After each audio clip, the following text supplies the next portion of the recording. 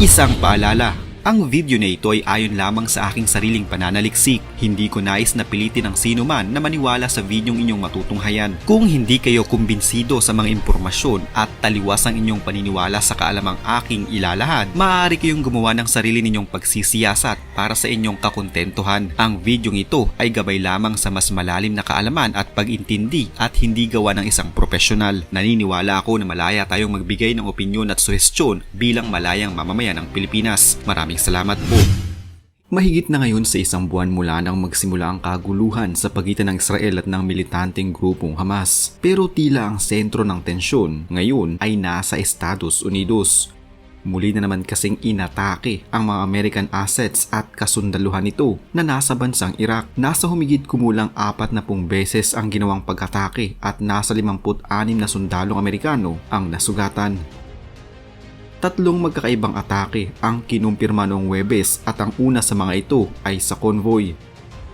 Ang tropa ng Amerikano at mga Iraqi ay nagpapatrol noon malapit sa Mosul sa Iraq. Ang kanilang convoy ay tinarget at pinasabog ng mga Iranians. Labis na napinsala ang kanilang mga sasakyan subalit wala namang naiulat na nasawi. Ang dalawa pang kumpirmadong pag-atake ay sa mga base naman ng Amerika. Una ay sa Al-Harir Base at pangalawa naman ay sa Ain al-Assad malapit sa Baghdad. Nagpalipad ang Iran ng mga drones upang pasabugin ang mga base ng Amerika subalit tagumpay naman na napigil ang mga ito. Ang mga pag-atake na ito ay may tuturing na mahina pa lamang at ang ilan ay napigil pa ng Amerika.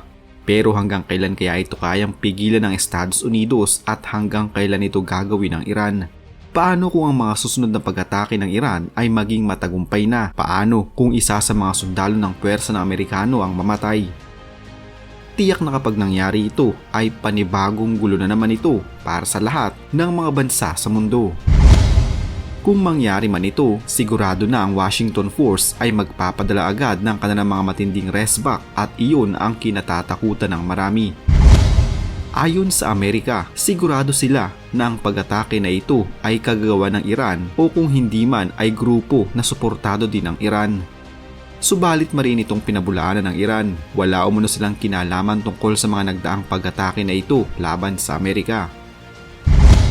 Matatandaan kasi na unang inatake ng Iran ang mga base ng Amerika sa Iraq noong nakaraang linggo lamang na kung saan bahagyang nasugatan ang ilang sundalo ng Amerika dahil sa pag-atake ng mga drones at rocket sa base militar ng US sa Iraq. Sumiklab ang tensyon sa rehiyon habang tumitindi ang kaguluhan sa Israel, Palestine at Lebanon.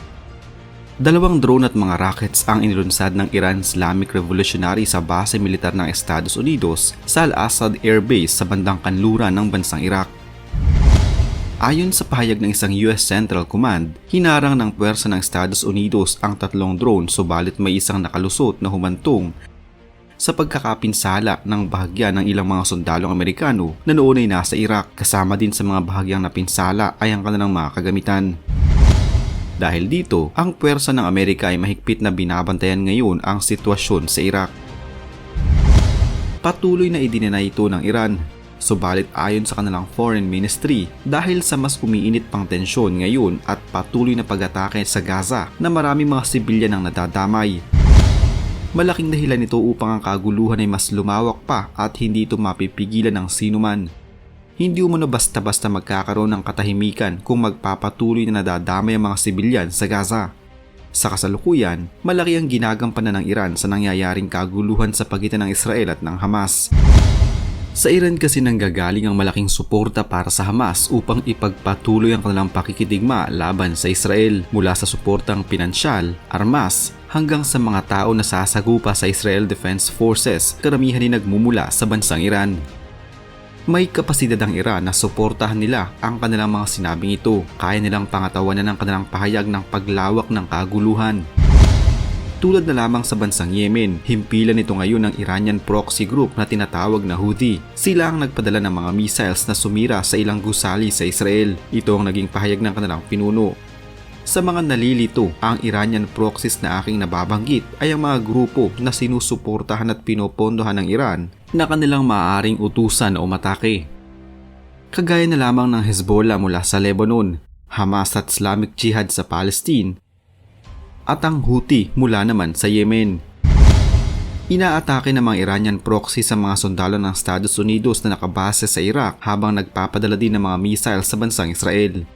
Ayon sa pahayag ng Iran at ng Houthis, ang dalawang ito ay may parehong ipinaglalaban. Sinisisi ng Iran ang Israel sa kaguluhan ngayon sa Gaza at ayon sa Houthi, magpapatuloy ang kanilang pag-atake laban sa Israel hanggat patuloy ang agresyon sa Gaza.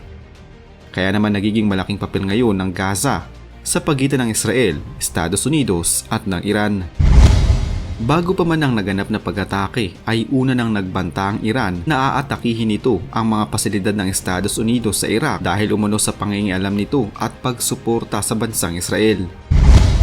Sa isang pahayag ay inamin ng Iran ang pag-atake at sinabing mas higit pa sa mga ito ang kanilang gagawin sa mga susunod na araw dahil na din sa pangingialam ng Amerika sa away ng Israel at ng militanteng grupong Hamas.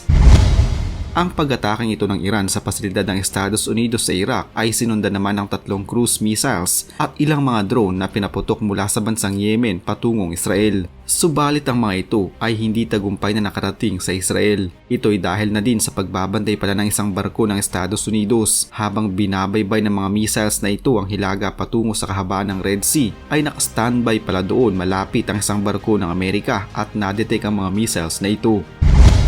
Ano na nga ba ang sitwasyon ngayon sa Gaza? Kung inaatake ng Israel Defense Forces ang mga tunnels ng Hamas sa Gaza bilang ganti, inatake na din ngayon ng IDF ang mga ospital sa Gaza. Noong nakaraang linggo, nasa 3 ospital sa Gaza ang binulabog ng puwersa ng Israel. Ang mga ito ay ang Al-Shifa sa Gaza City, Al-Quds Hospital at isang Indonesian hospital. Nasa 13 katawang namatay sa ginawa nilang pag-ataking ito at marami din ang mga sugatan. Ang Al-Shifa ay ang pinakamalaking medical center sa Gaza Strip kung saan nasa libong mga sibilyan ang kasalukuyan nitong ginagamot. Pero bakit nga ba ito naisipang targetin ng puwersa ng Israel? Ayon sa Defense Minister ng Israel, ang ilalim umuno ng Al-Shifa Hospital ay nagsisilbing basement ng militanteng grupong Hamas. Ayon pa sa Israel, maririnig umano ang tila mga tunog ng kadena sa ilalim ng ospital, ugong ng bulldozers, at ang mga tunog na ito ay dinig na dinig umano mula sa labas ng gusali. Marami ang naniniwala na hindi umano ito totoo dahil na din sa hindi nakapaglabas ang Israel ng kanilang ebidensya na basement nga ito ng Hamas. Pero isa lamang ang sigurado dito, ang mga pasyente ng Al-Shifa na walang nalalaman sa kaguluhan ay nadamay at tila naging mga human shield na naman ng Hamas laban sa Israel. Dahil dito, may mga pasyente na kinakailangang operahan ng mabilisan nang hindi ginagamitan ng anesthesia, kabilang mga kabataan na naroon din sa ospital noong mga panahong iyon. Sa kabila nito, nagkaroon naman ng humanitarian posts ang Israel na kung saan may 2 evacuation corridors ang binuksan na kung saan magagamit ang mga daan nito upang lumikas mula northern Gaza patungong timog ang mga sibilyang apektado ng kaguluhan. Meron lamang 4 na oras sa kada araw ang mga sibilyan upang makalikas. Hindi ito ceasefire na tigil putukan dahil ang bansang Israel ay hindi sang-ayon sa tigil putukan. Sa panahon ng humanitarian pauses, maaari pa din silang magsagawa ng mga airstrike at ang mga corridors lamang ang kanilang iniwasang tamaan ng anumang klase ng pag-atake. Una nang sinabi noon ni Benjamin Netanyahu, ang Prime Minister ng Israel, na mapapasailalim sa kanila ang Gaza subalit hindi sigurado kung hanggang kailan. Pero ngayon ay nilinaw na nila na hindi siya interesado na pamahalaan ng Gaza.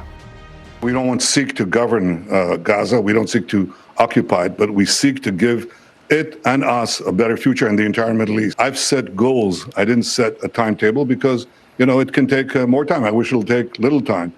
But we're proceeding step by step, reducing our casualties in the process, trying to reduce and minimize civilian casualties and maximize the casualties of the Hamas terrorists.